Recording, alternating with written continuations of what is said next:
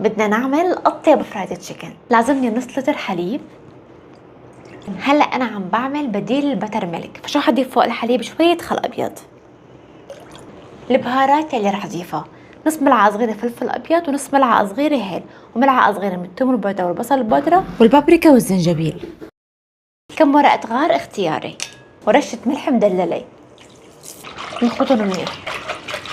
هلا بنشيل هالتتبيله على جنب وبنبلش نجهز بالدبابيس.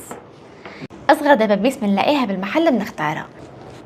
فتح الدبابيس بهي الشكل بخليها تستوي كتير كتير منيح من جوا، والطريقة الثانية بنجرحها كتير منيح لتوصل للعطف، أكتر من تجريحها بأكتر من طرف. وهلأ بنحطهم بالتتبيلة وبنتركهم على الأقل 4 ساعات. كل ما تركناهم وقت أطول بيطلعوا أطيب، يفضل نحضرهم من قبل بيوم. صار وقت أعمل خلطة الطحين.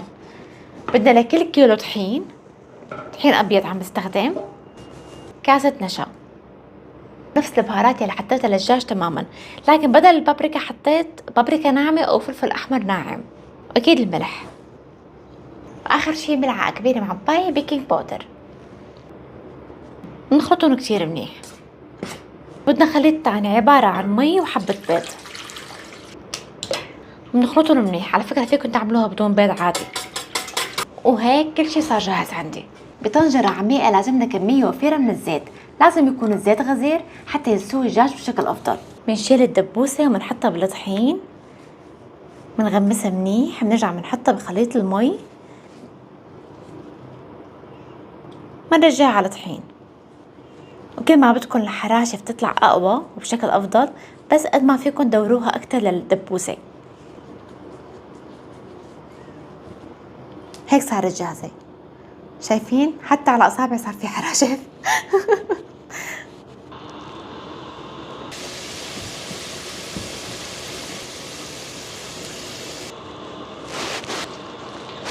حتى يستووا كتير منيح لازم تكون النار تحتهم وسط.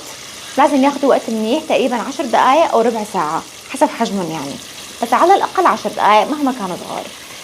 أنا تقريبا تركتهم ربع ساعة وصاروا بهذا الشكل.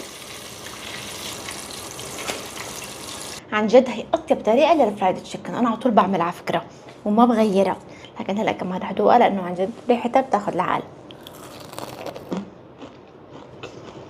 عن جد الحراشف كأنه عم تاكلوا شي، بس طعم الدجاج بشهي، ما في زنخة أبدا، طري مستوي على الآخر. لازم تجربوها بهي الطريقة. رح أجربها كمان مع المايونيز، يعني من كتير ما بحب أكلها بدون شي صراحة، حتى بدون خبزة صراحة.